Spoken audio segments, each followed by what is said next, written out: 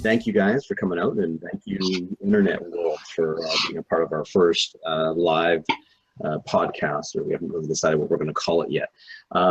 So just to give everybody a heads up, if you are joining us, Gina, thank you very much for coming into our chat.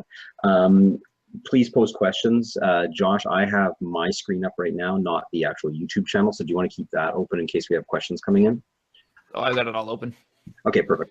So tonight, we've got some topics. We've also got some speakers. We have Stewart Murray, and Stewart's joining us from way over across town, roughly 5 minutes away from where I live, in Game Nexus Studio A. Apparently they have some webcam issues over there in Studio A, but he's coming in a low def, but he's here nonetheless. So Stewart Murray, and he's our tabletop division for Game Nexus. Josh, evidently hiding something in his closet, and in a dark room, not sinister in any way whatsoever, unless something opens up that closet door behind you and comes out while we're doing this. Well, at least let me know if that happens. Yeah. We're going to do a paranormal activity on you. Give a brother some warning. Yeah, getting the doors opening. And Josh is our video content manager for Game Nexus. So we have some topics we're going to talk about tonight. So the first topic, and I think we'll do this because it seems to be a lot of chatter centering around this in the industry right now, and it is the whole DLC loot boxes part of the video game industry. And I know everybody's got opinions on it. And so first I'll just sort of throw the topic out there to everybody so they know exactly what we're talking about. So I guess as gaming has evolved, all these studios and publishers have finally figured out a way to wring our wallets dry. And it took them a very long time to figure it out. But now they are selling us stuff in-game. But this has been going on for a while, right? Like, I mean, Josh, I'll throw to you first because you and I have been in the gaming industry for a while. And then Stu, I'll get your opinion on it as a PC gamer as well. But this is a reality for what? Like, has it been 10 years since, when did we open EVO in 2009? So I think in 2009, DLC was still quite common in the Xbox, PS3 type thing going on, right? Mm-hmm. Maybe even I think even predating that. I think even, you know what, actually, as soon as Xbox 360 landed, I think DLC was the norm. If I remember correctly, not Skyrim, but Elder Scrolls was selling horse armor, and it just got everybody's panties in a bunch. I don't know if that was politically correct to say. Do you remember that? Do you remember that? I don't know when it kicked in, but I know it's been around for forever, because I know they had stuff back in the original Xbox days selling extra maps and stuff for like Halo. Oh yeah, that's right. Okay, so yeah, it has actually been around. But I mean, I feel like there's a key difference between actual functional DLC and loot boxes, which are just that is like a new problem. Okay, so let's break it into two halves then. What we're seeing now is, so like Stewart brings up a good point. There's functional DLC, which comes in the form of maps and tangible, quote unquote, tangible in-game assets. And then there's the whole, give me some money and I'll let you pull a slot machine lever to see if you get something good. Yeah. Right. And the latter of which we're seeing a massive not resurgence, we're seeing a massive rollout across all gaming. Yeah, especially mobile gaming. Well, I was going to point my finger right at mobile gaming to start this whole conversation off. In my opinion, like that's to me that's where it started for the most part. This whole, what is it, Candy Crush and their whole buy some diamonds. Oh, every mobile game and buying diamonds or whatever the currency is. But what Josh is saying, I think that's another thing too. So you could say it's a three-pronged approach, but the loot boxes is an entirely random cash grab, right? Like these aren't buy a loot box and it's going to contain the following items, right? No. Yeah, you just get a chance of popping things. But the problem with the loot boxes is it literally, for the most part, doesn't add anything to your game. You give them $20 and what, you get to like put on a red shirt and like, yeah, you might get to put on a red shirt if you get the red shirt. Yeah, but I mean, right? DLC is stuff like adding something to the game, more maps to play on and everything. All these loot crates are half the time cosmetics, and people blow hundreds of dollars on it. Right. I think another distinction that might be worth noting is the difference between day one DLC and like later value added DLC. Because like I know companies like EA love to do this. They send you the disc that you have to pay to unlock, and that to me is just the worst. Like that's so bad. They literally have the content. You've paid like $90 for the game, and now you have to shell out again to get, you know, an extra mission or whatever. Let's go really far back on this, because I have some very specific opinions, and you guys probably aren't going to like them, but I'm going to throw them out there anyway. So let's go really far back. Like this probably predates both of you, but I'm going to go back to like Super Nintendo, Sega Genesis. I'm going to go back to 1991. Damn, okay. Dope. Okay. So I'm going to go back to 1991, and I very distinctly remember buying my games and finishing them, because you could actually finish games quite quickly back then. It wasn't a matter of like, you know, months or years till you finish the kind of thing. So I'm playing these games and I finished them. And I said to myself, I really love that game. But at that time, all you could do was wait a couple more years until they hopefully made a sequel to go back to that game world and have more experiences with that game. You literally put it on your shelf and then you walked away, or you dug it out and played it again, but that was it. It's the same game. So for me, DLC in any form, now I'm not talking about loot boxes, I'm going to talk about DLC specifically, additional content. Mm-hmm. I love it. Like I love, and even what you said, Stu, and I'll get to that in a sec, is I'm okay with DLC being promoted even on the day of the launch. I'm not okay with them selling me an incomplete game and then selling me the stuff to finish the game. But that's a gray area, because we don't know the inside of the making of that game to know whether or not it should have or should have not have been a part of the core game. So I'm going to throw that out to you guys really quick. What is your thoughts on what I just said? If the content is available when the game releases, it should be included in the price of the game, period. That's fair. Is there any reason why? There's no reason. There is absolutely no reason that should not be the case, correct? Exactly. Okay. But I mean, there's like, you know, if you made that like a rule, companies would just be like, oh no, we haven't finished that yet, and they would just hold it back like a month and then release it. So I mean, it's unfortunate that you can't, you know, get that out of scheme the way that they package the games. It's unavoidable, I think. So what's your thought then? Do you agree with Stewart on that one, Josh? Because I'm inclined to say if it's available on day one, I don't think there's been any DLC sold on day one, though, to be honest with you. I don't think there is DLC that's sold on day one. It's usually like 30 days out at minimum, usually. Yes and no. There are the season passes they sell where you do get stuff like extra maps right out the gate and stuff like that, extra guns, all sorts of stuff. To me, the problem is like with DLC now, instead of it being back up into like swear more Xbox Day, was let's release this content so people continue to play my game and enjoy this game for all its greatness. Where nowadays they make the game, like let's pick on Mass Effect, and then they look at it and go, what can we cut out and charge people for later? Like there was areas on the ship and stuff like that, and I'm totally picking on them here, where there was a door and the door was just sealed. If you paid the DLC, you actually saw there was a character there that you could actually talk to and interact with and everything, which is huge.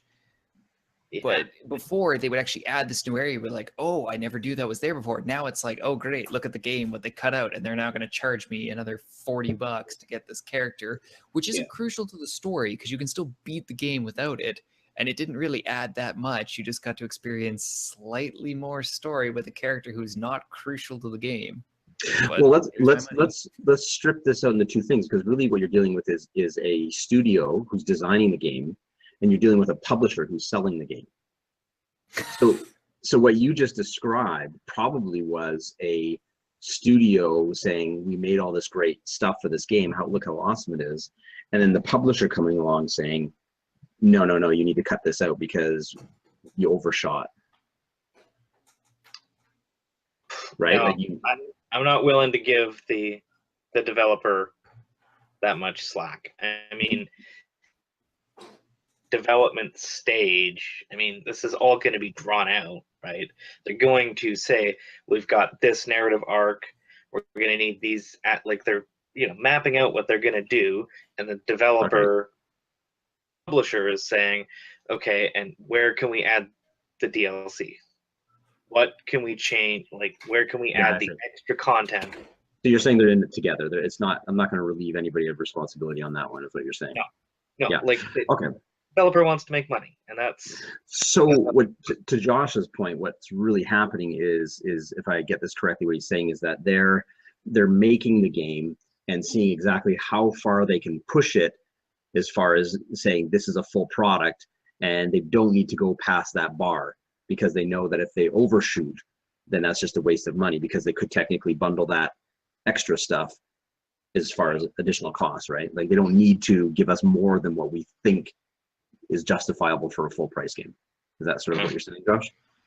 Pretty much. Like, imagine if you were back to saying, like, playing Super Mario 64, where you jump in the paintings and get it.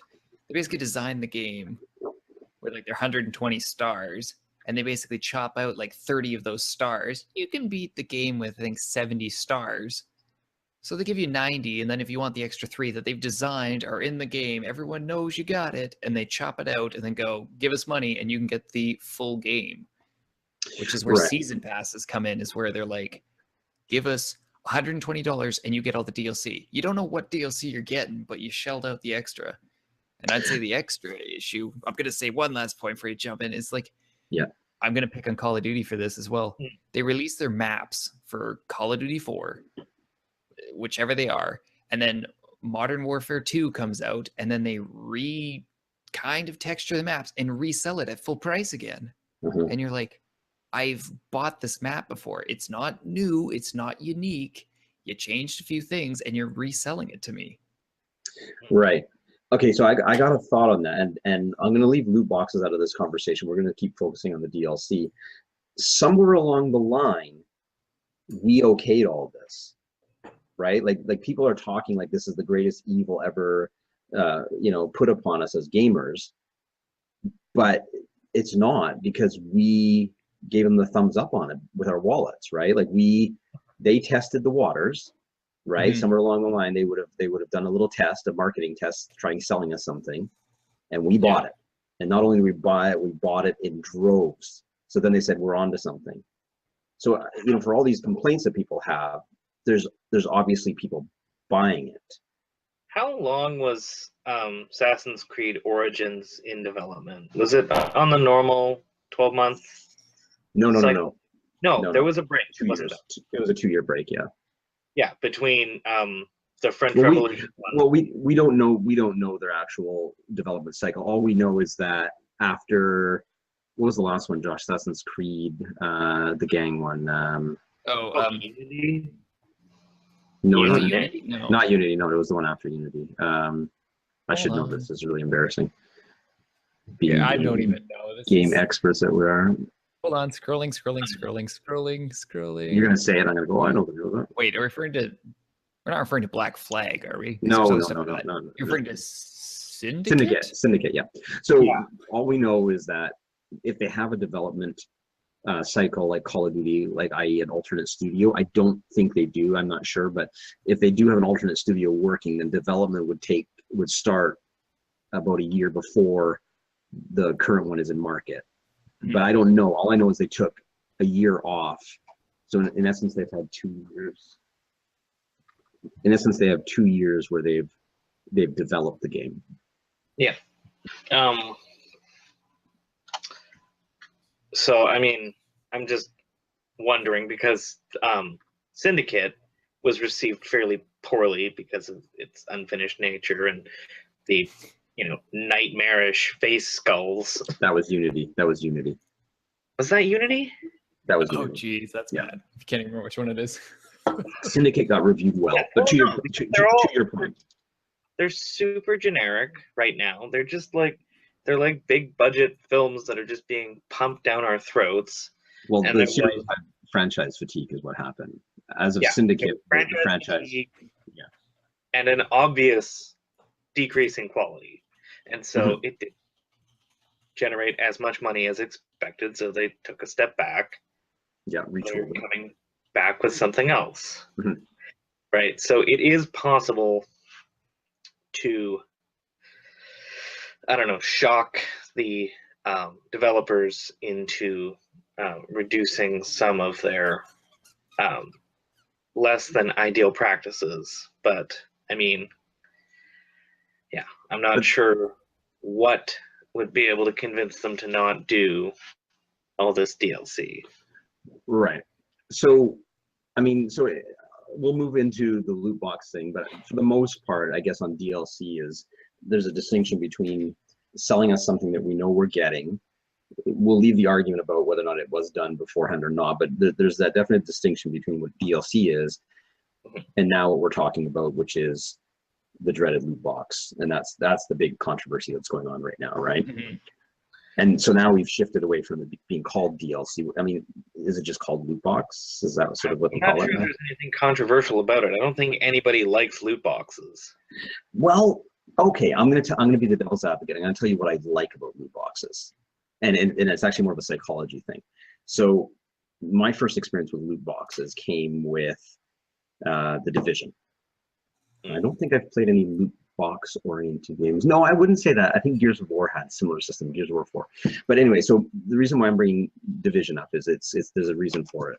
So you go into the Division, you go down to the vendor, the special vendor, and you click on it, and he grabs this big crate, and he slams it on the counter with a big thud, and you click. Now, I didn't pay real money, mind you, because in all these games, you can use in-game currency to buy this stuff if you play long enough. So I had some credits, and I said, I'm going to buy a loot box. What the hell?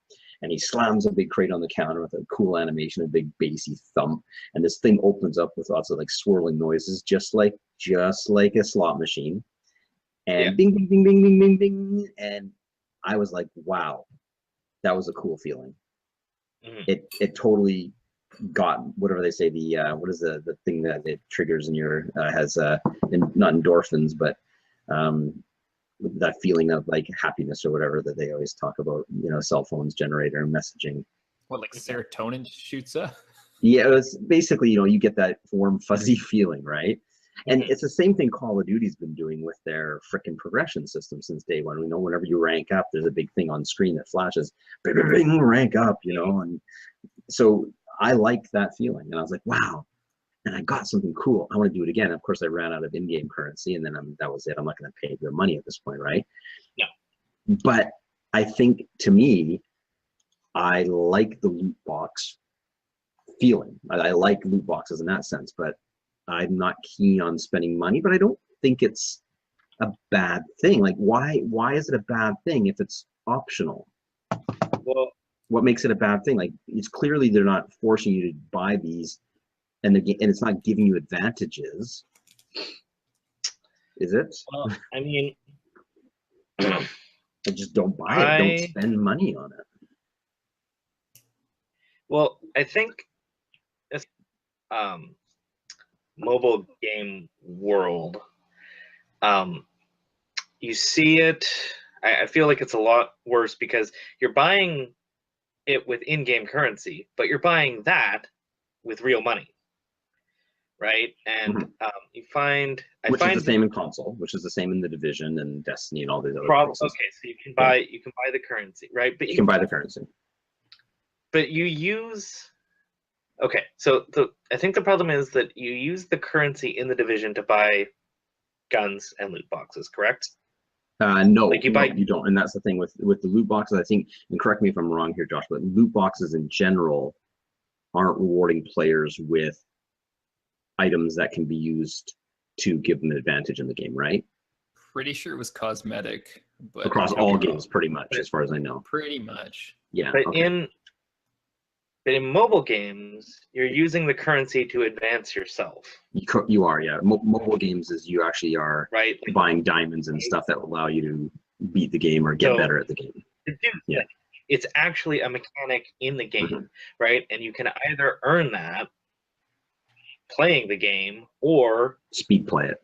you can buy it, right? But then they add in loot boxes to trick you into spending the stuff that you're generating in the game, so that you have to buy. So the line between how they're getting you to spend the money is really the controversy. It's not so much the fact that these things exist in the game, it's the tactics and methods that they're using to try and persuade you to get them. Psychological systems that they're using to manipulate people, and especially children. Yeah. You know, we've all seen the news stories, you know, where somebody gets a credit card bill for like $6,000 Right. because they left their 11-year-old with their iPhone for a day. Yeah. And like it's insane, because, you know, you and I can be like, okay, well, obviously I don't need to spend $90 on diamonds. So what you're saying, it becomes predatory marketing is what you're thinking. Yes. Yeah, which is funny because I have a little side story. I was at the grocery store tonight. I was walking by a display of Monster energy drink, and there was a kid there, probably about 13, 14 years old, trying to convince his dad to buy him a Monster because there was an XP booster for Assassin's Creed built into the energy drink tab. And he was telling his dad that he's not going to drink the drink. He's going to pour the drink out. He just wants it for the code. I was like, oh my God, this is where video game has gotten now, right? Like the marketing, I call it predatory marketing, because it's the ethics behind it, not so much as the fact that these systems exist. Energy drinks and soft drinks go hand in hand with video games in terms of well, they marketing. got me last year with Titanfall 2, because Titanfall 2 had a deal going on with 7-Up or something, and you get XP boosters and custom skins for Doritos and 7-Up. So I would go down to the corner store and stock up on Doritos to get my custom skin. It's super cool how they kind of. So to be clear, then, and Josh, you give me your opinion.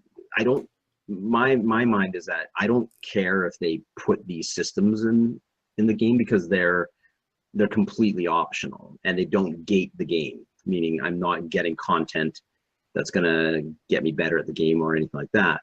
But people have a problem because of what it represents. Is that sort of is that what I'm hearing? Yeah, I guess that's where I'd put myself in it. I don't know. I guess the two ways I would explain it is, one, I remember when customization came out, that you could make your own custom character with everything. Everybody loved all those options, and now they sell you over half of those options through loot crates and everything. Right. I remember when we could have like 50 different hairstyles and everything. It was like, whoa, I could make my character totally unique. Yeah. And now it's all, I spent the money to get the loot boxes. Yeah. And because they figured out that they could sell it to us. Exactly. Yeah. And I mean, the best way I can think of explaining it is, like, I'm sure everyone's had this experience when you get into a car where they've gotten the base model car. And this happens a lot in older cars. I can vouch for it in mine, where you can see where the buttons are, but you didn't pay for those features. Yeah. You know, and you just see like the blank buttons. That's how I would say is the best way to explain DLC. You can see that something should be there, but you didn't give them the money for it. And then to me, like all the loot crates and everything is like picking your radio station, like hitting random and just hope you get something you like. And it's like, yes, I wanted to listen to this song, and hopefully it's playing. If not, you just got to keep hitting that loot until you finally find a radio station that's not playing Despacito. What? Damn it, and he had to bring it up. I know, I had to throw it in there somewhere, and I got it. I got that. So let's talk about where this is going then, because that seems to be what I'm seeing in internet chatter. Is all these gamers are talking about boycotting, they're talking about not buying this stuff anymore, but there's obviously millions of people still buying this stuff. And so I don't sense that this is just going to abruptly stop. Like I don't see game developers going, yeah, let's just stop doing this.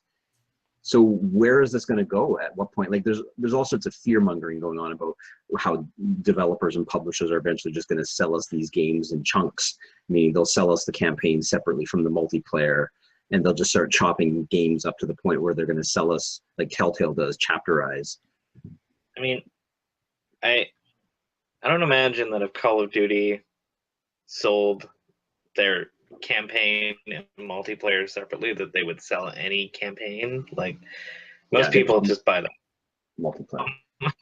Yeah, but the thing is that, I mean, in my mind, that's where this could be headed, right? Like they could at some point go, why do we need to bundle a single player and put all that extra effort into the package if we know that they're going to buy it anyway, even if we don't put single player? Well, actually, having said that, there's some games coming under fire for not having a campaign, right, Josh? Battlefront was one, Titanfall 1 was the other one. Yeah, they got just hammered for that. So they need to check off that bullet point, right? Because it comes down to when you make a game, you have a checkbox list of things you have to put in it, right? In order to call it a substantial game. I imagine that what we're seeing with loot boxes will probably be kind of at an equilibrium for quite a while, because if they have to get the DLC and loot boxes to play the main game, people will rebel. I think that would be a step too far. I mean, some people are saying that we're hovering on another crash, right? Like the big Atari era of gaming where it just crashed and video games just fell out of grace for over a decade, right? Until Nintendo came along. But as long as people are buying this, and as long as it's continue to be across the board, like no one company is doing it, where they seem to be all united in their efforts, I don't think it's going to stop. My thought is we'll see a trend where this will go, and I don't think it'll get worse, but I think we're going to see this become a common practice throughout all games. It's here to stay. Yeah. I'm just saying worse. I think that they will be rebuked by the market very quickly, and it will go. Like, we're going to maintain an even level, I think. Well, I see in the chat here, Gina brought up a question, or brought up a point. She said, even worse with Xbox avatars and stuff. I'm gonna come right and say it. Josh, I want the truth from you, and Stewart, you too. I've actually bought clothing for my Xbox avatar. I haven't had an Xbox in a while, but in PUBG, I bought some loot boxes, and those are awesome. Dude. I have not spent money on any of that, and I am quite proud of that. Although You've never bought an Xbox avatar item. Nope, never spent money on that. I find it's just like, no offense. I'll try a loot box. It's like complete waste. It's completely cosmetic. I know. I did it. I bought a Batman costume. The one that kills me with the avatars, because I remember looking through the store, is the branded athletic wear. Like, you can get an Adidas shirt. Like, what the you're paying for the Adidas logo on a shirt that isn't real. Yeah, I know. That's the thing. I'm not gonna spend more money dressing up my digital character than myself. Jeez, I bought like 3 shirts from Walmart for $5. I'm not about to buy some digital shirt for my dude. He can just shiver in his basic shirt. I think I got Hydro Thunder shirt when I got Hydro Thunder Hurricane, and that's what he's been wearing for years. So I'm gonna admit to another thing as well. I bought a paint scheme for my Titan on Titanfall 2. Oh. I mean, I don't know. Like, yeah, that was just this year. Get that. But like, it can get away from you. Like, yeah, it can. I'm never gonna get another loot box in PUBG.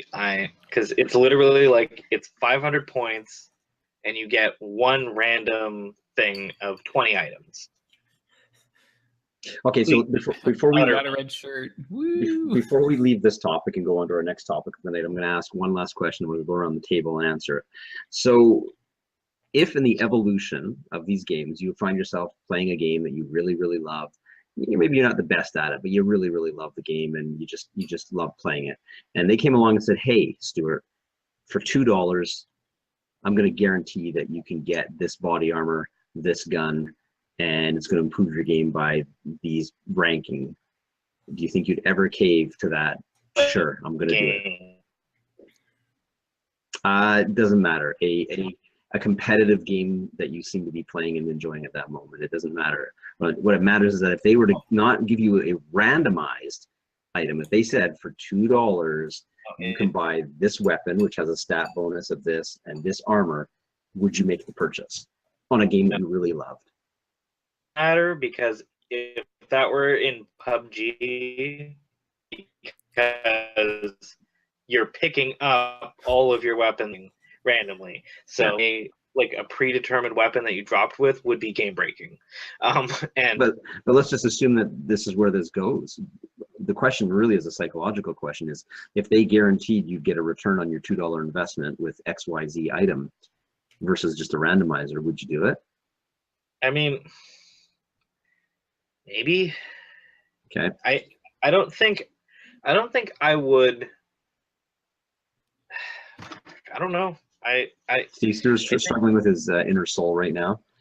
I'm gonna come back to you. I imagine more times than I would like to admit I would do that when I was playing. Yes. Okay, Josh. Same question.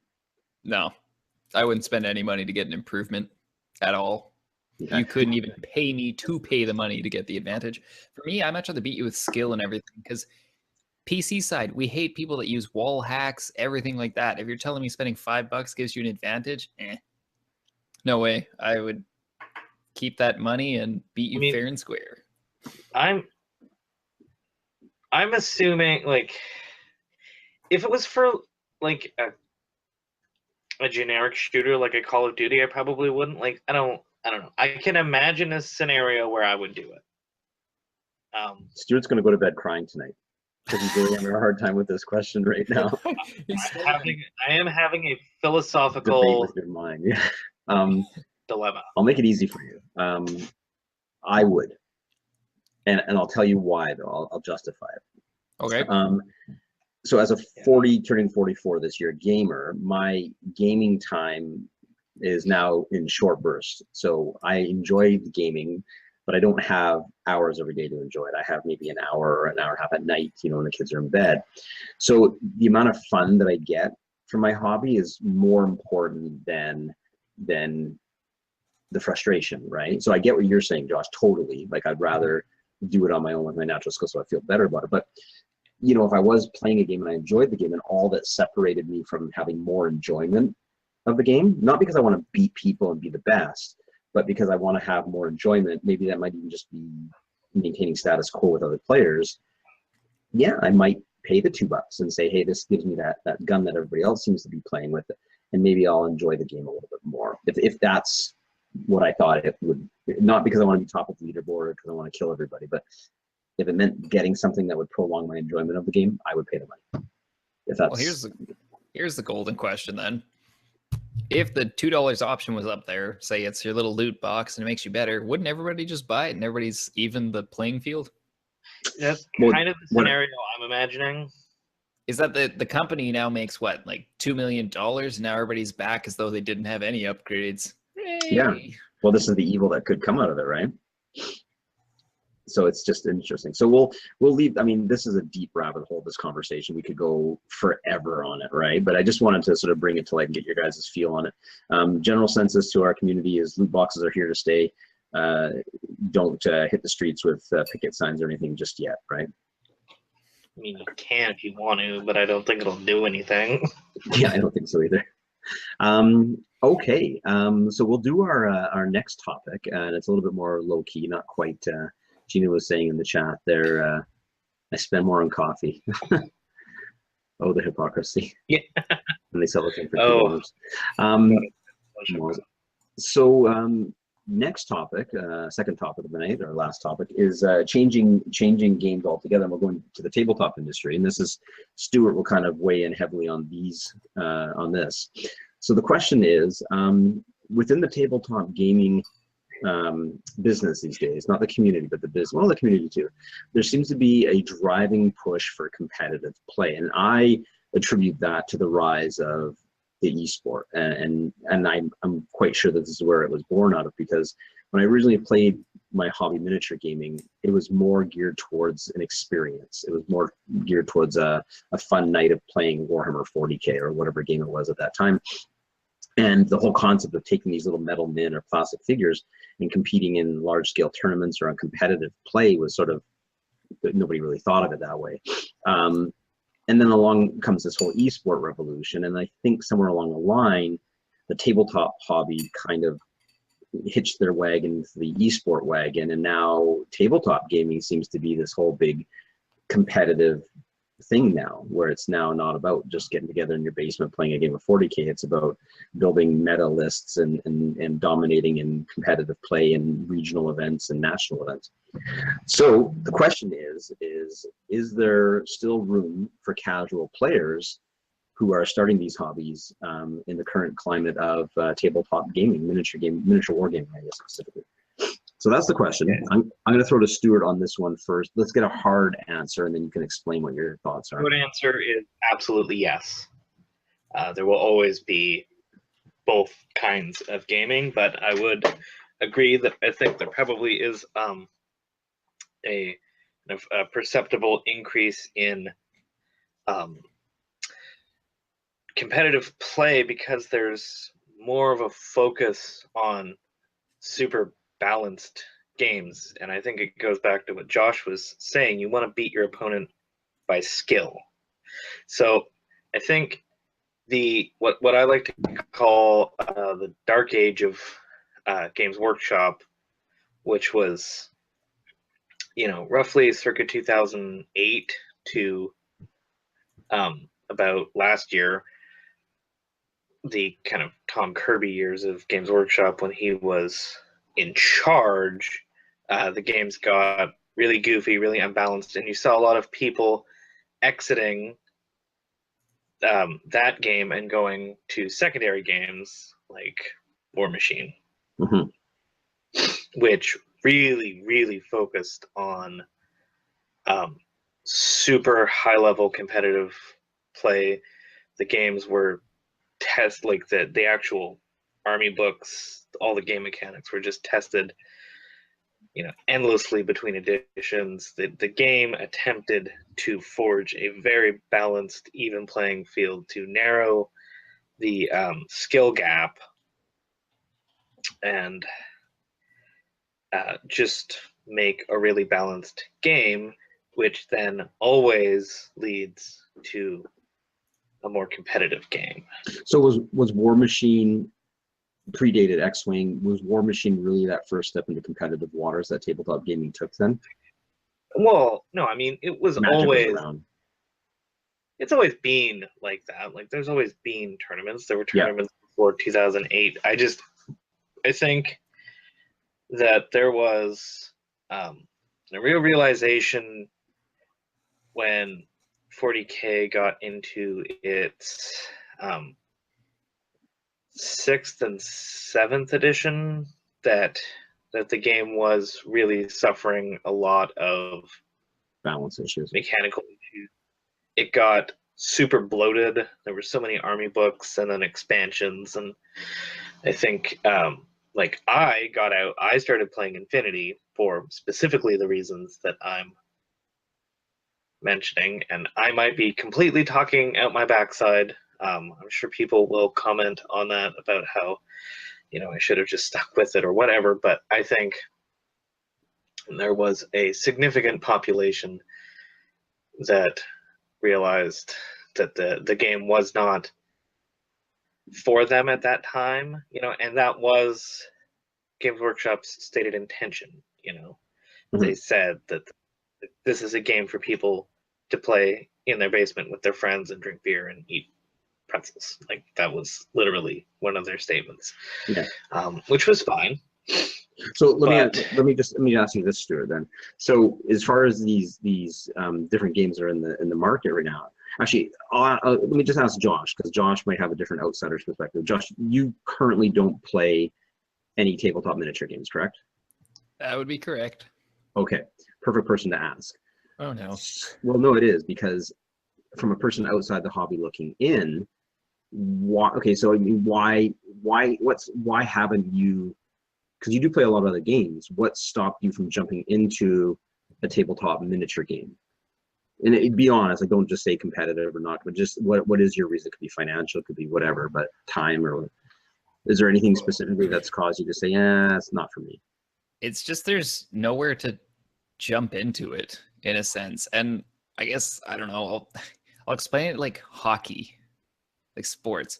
when you're a kid or anything, or when the hobby first comes out or whatever, and you start into it, there's lots of places for you, lots of coaches, lots of teams, lots of your friends are playing it. Like when Pokemon first came out or Beyblades first came out, all that you can get right in the beginning. The problem is if you wait a little bit and it's now you're deciding to jump into Beyblades or something, there's no middle ground. The people that are still playing it are the ones who love it and are insanely good at it. You're pretty much alone. And like I said with like hockey, I didn't do it as a kid. Trying to get into it now, it's all the people who've been playing it for years and just wreck me on the course and everything. And that's pretty much why I don't get into it. Is you talk to people for 5 minutes, they're so passionate, just explaining everything they know. Like even Magic the Gathering players, they just they go to town talking about all the cards that have been out and all these great things, and you're just like, okay, but I just want to play. That's why I gravitate towards board games. Very easy to pick up, play. You don't have to spend years learning all the ins and outs. And everybody just is too intense. There's no middle ground for new players who are 10 years after the hobby started to jump in and actually play it. So I got two questions for you then. So first question is, remember when we had our tabletop nights last year, every Thursday, and we played Star Wars Imperial Assault? Mm-hmm. Not a competitive game. It was a competitive, but more of a narrative cooperative game, right? Yeah. So that was a better experience than what you would have had, say, jumping into just a head-to-head game? Yeah, that was way better. Okay. Now, second question, along comes a game that is brand new. Mm-hmm. Is there still that same objections or fear of getting into that hobby, do you think, because of what might come? Or would that change your perspective on it because it's brand new and there isn't that long-running meta? See, it's kind of tough because on new things you want to dive in, but you don't know if it's got the longevity just yet. Mm-hmm. There's kind of like that area where you're not exactly maybe I found this, I'm the first person to ever hear of this thing ever. Yeah. So there's a window where you can get in at the beginning when it becomes like a fad in a sense. And it's funny that you say that because, Stewart, remember Star Wars Destiny that I got into, right? Mm-hmm. Yeah, so I jumped into that and was totally thrilled with it. And then after about 2 months, the community that we currently have in town developed, and I left. And it was for the reasons that Josh was sort of saying, is because the community outpaced me so quickly. They started buying more cards than me, they had more cards, and all of a sudden I found myself in this meta community that I couldn't keep up with. And it kind of made me shy away into the background because I couldn't keep up with their competitive nature. So that's an interesting, yeah. Yeah, that's like a major like turnoff for a lot of people, is like to go in and play Magic and stuff. When I play with my buddies, I can actually win some games and everything like that. But you go to any game store, and I mean any game store, and there are people that will just destroy you and have no issues. Like they'll be like, "Oh, you're playing with that card? Oh, okay, watch this," and they'll wreck you on turn 2, and you're like, "Well, I retire." Yeah. So Stewart, is there, I mean, should basically new gamers just avoid public venues for these new games and just look at trying to cultivate their own personal group, or is there something that can be done? That's where you like. I learned to play 40K back in 2004 at the Games Workshop here in town. Mm-hmm. And I wouldn't have bought the game, the Battle for McCraig starter set, and started playing that without that experience. No, the friendly local game store is where people learn to play. They learn that these games are awesome, that there's people to play. But I mean, find that your meta is toxic, or you find that you're just uncomfortable around certain players. Foolish to assume that you are the only person who feels that. In other words, if you reach out to people and say, "Man, I love this game, but that Dwayne guy is just too intense. Yeah. You got to know when to pull the ripcord. You might end up, just like with a 4x4 in your mom's basement with, books and stuff stacked on it, playing games on Friday night with your buddies, And that's, I thought we were on Thursday night. Yeah, Same thing. On Thursday night. Anyway, Yeah, you know what I mean. I know what You can create secondary groups. Yeah. And that's fine too. That's where the casual players, I think, gravitate to. But it cut your local store-based communities out of the loop, I think. So here's a business-oriented question. I'll throw this to Josh. Uh-oh. If we see this trend continue, because obviously the game manufacturers are picking up on these cues, right? They're not oblivious to the fact that these games now are being played in a different way than maybe what they were originally intended to be played, right? Like nobody ever thought chess would be played on a world stage, right? But now they are. Mm-hmm. So as these more games come out, and you got Infinity coming out, and then we have new games coming out from the Infinity creators at Astea, which is, I guess we could call it a MOBA type board game competitive experience. Do you think that if they start shifting, specifically targeting competitive players, that this could potentially just sort of, now I wouldn't say turn away casual players, but do you think it could affect the industry as a whole? Like, do you think it's going to turn into what Magic is now, where new players go, yeah, I've heard about that game, I don't want to jump into that because of the reasons you outlaid, because it's just crazy, and I've heard that it's like crazy people like competitive players. Can I chime in? You can answer it. Do it. Yeah, chime in. Okay. So I think balance and complexity are not the same thing. Okay, so Infinity is super balanced and it is super complex. Guild Ball is balanced, but not that complex. It's actually fairly simple. I think people like games that are balanced, whether they casual or if they're playing competitive, because there's that sense of fairness. If you're playing 40K and it's like, oh, if I roll a 6 on become invincible for the rest of the game, that's simple, but because it's ridiculous. Nobody wants that. I think that balanced, well-designed games are better for everyone. Do you every market prefers that. Do you currently play Magic, Josh? Yes, I do. Okay, how? Because you just outlined an experience that you may have had as far as getting crunched, right? Oh Lord, yeah. So what do you do now that you've had that experience, which I'll say is a quote unquote negative experience? What did you do as a reaction to that? I've never gone back. But you do play Magic. I do play Magic, and the thing is, I find almost it when you hang out with your buddies or something like that and just go, everyone just plays, has fun. It's not a big deal. But when you actually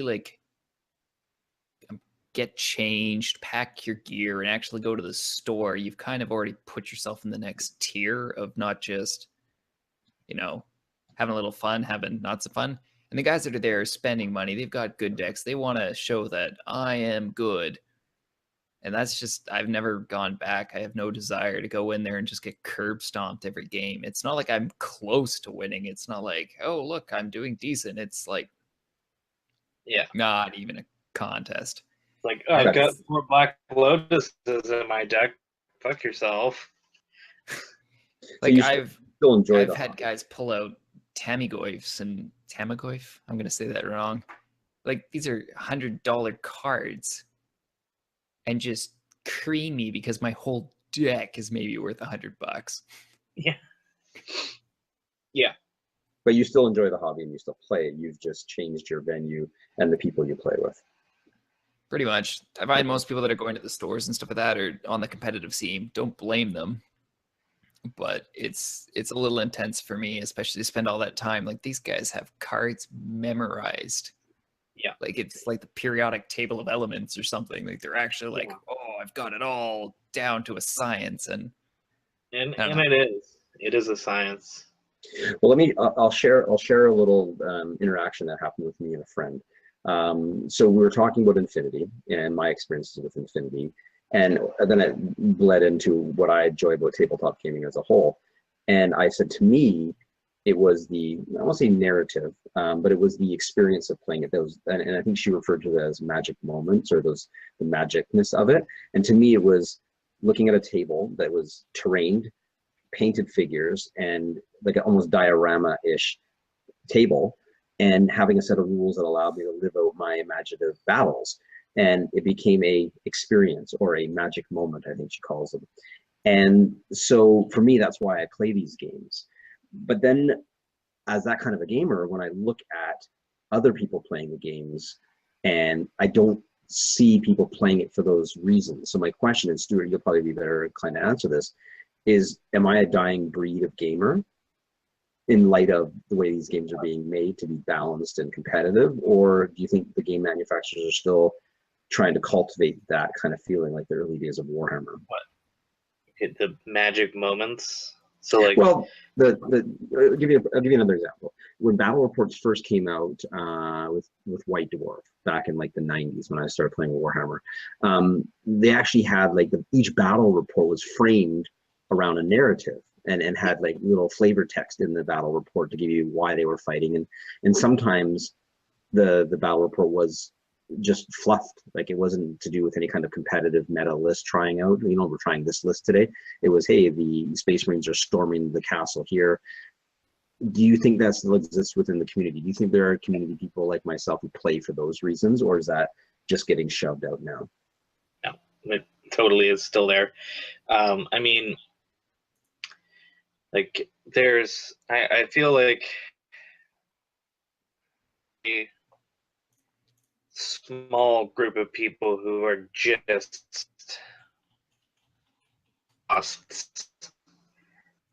power gamers, and for the most part, Warma Hordes, things like that emphasize skill above all else. Well, not above all else, but as basically one of the most important aspects of the game is the strategic of it, right? And I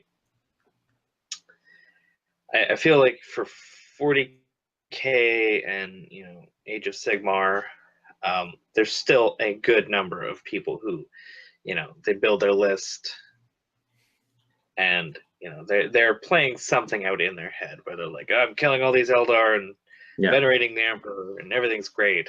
I think you're right. 40K falls into that. What I don't think, however, is that the X-Wing community is embellishing that, because every time I go by an X-Wing table, I'm thinking to myself, the inner kid in me comes out and goes, "Oh my God, it's the frickin' Millennium Falcon."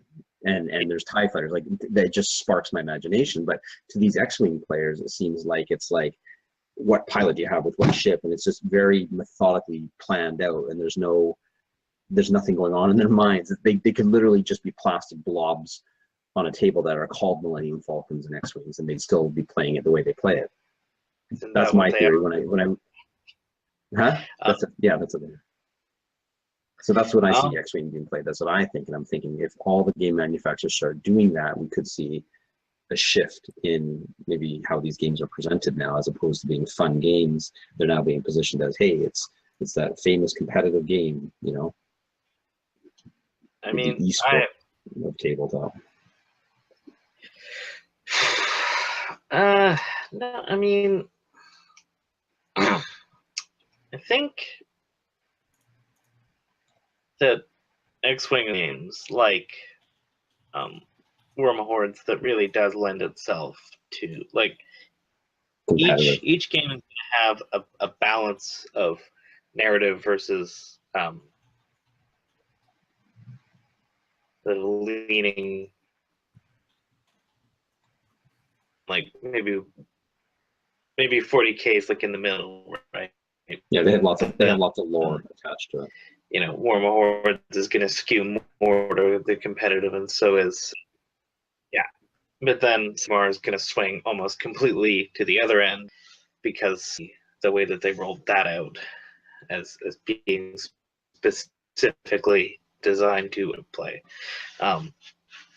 If I can say that without getting.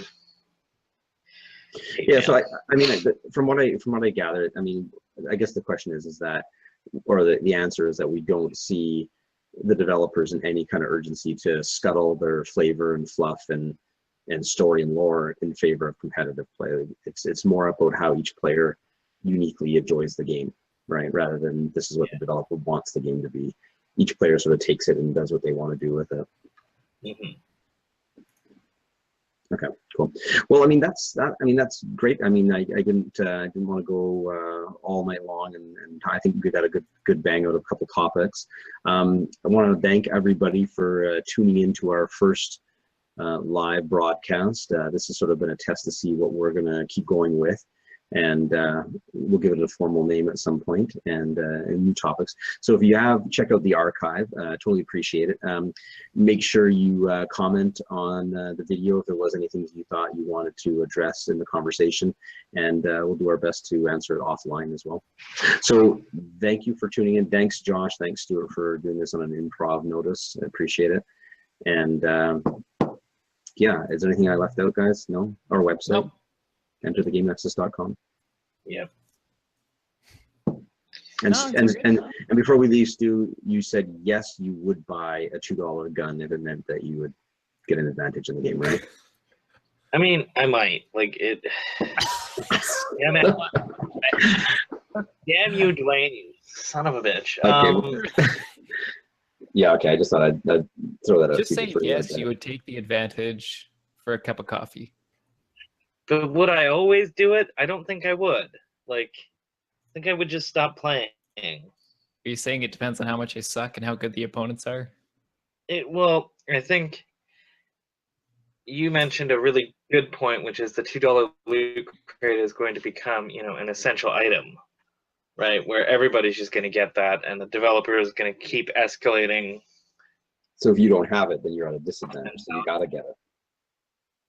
Get the power, Nintendo power. You gotta do it. It might start at $2 loot crates, and you might end up with $15 guns. You know. Well, Like, we'll ask you that question again next time. Maybe you'll have a more clear answer. yeah. Okay. In the meantime, thanks for tuning in, guys, and keep checking back.